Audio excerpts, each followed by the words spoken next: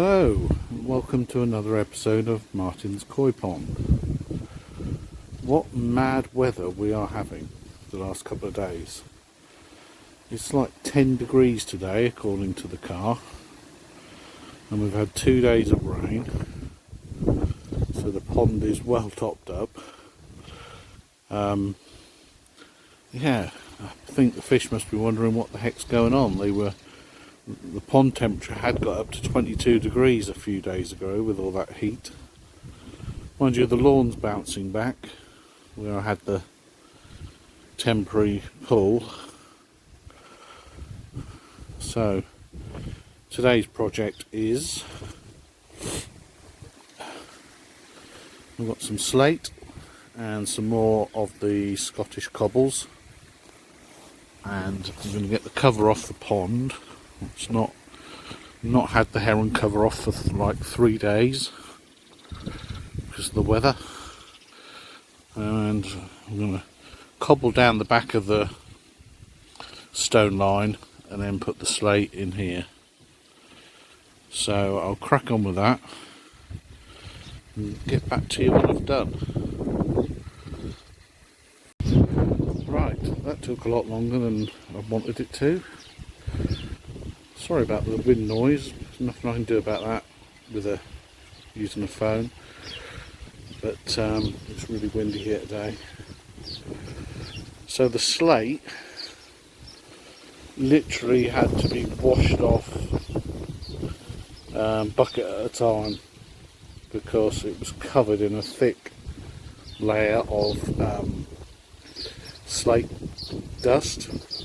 Sticky layer of slate dust, and if I'd left that on it and then I got a heavy rain, downpour of rain, there's one place that stuff was going, and that was in there. Although there's fairly good drainage along where I've put the slate, it would have been inevitable that a lot of the dust would have ended in the pond if I hadn't cleaned it off. So I've done that. The cobbles have backed up all the stones all the way down there and all the way along the bottom end now. So done buying cobbles. 4 bags of slate pretty much did this whole side of the pond. So we now have slate to buy for that far end of the pond, and then we're done. We'll be done with pond construction.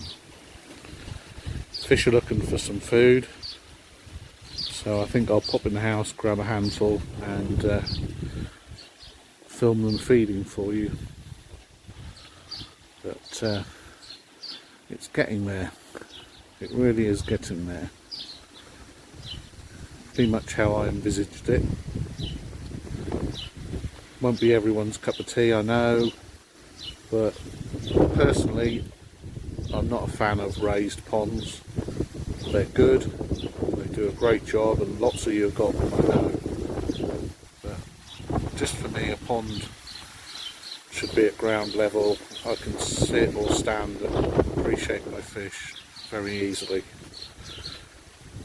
So, on that note, I'll go and get some food.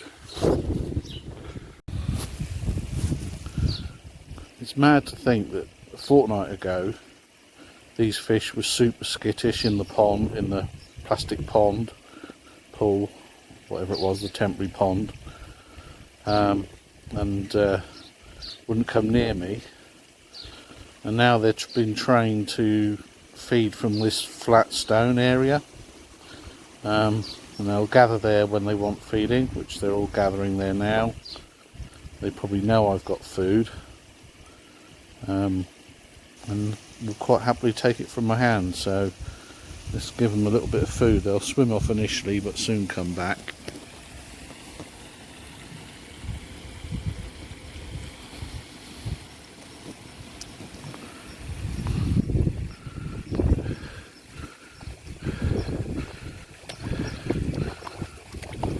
Look at that chagoy getting in there.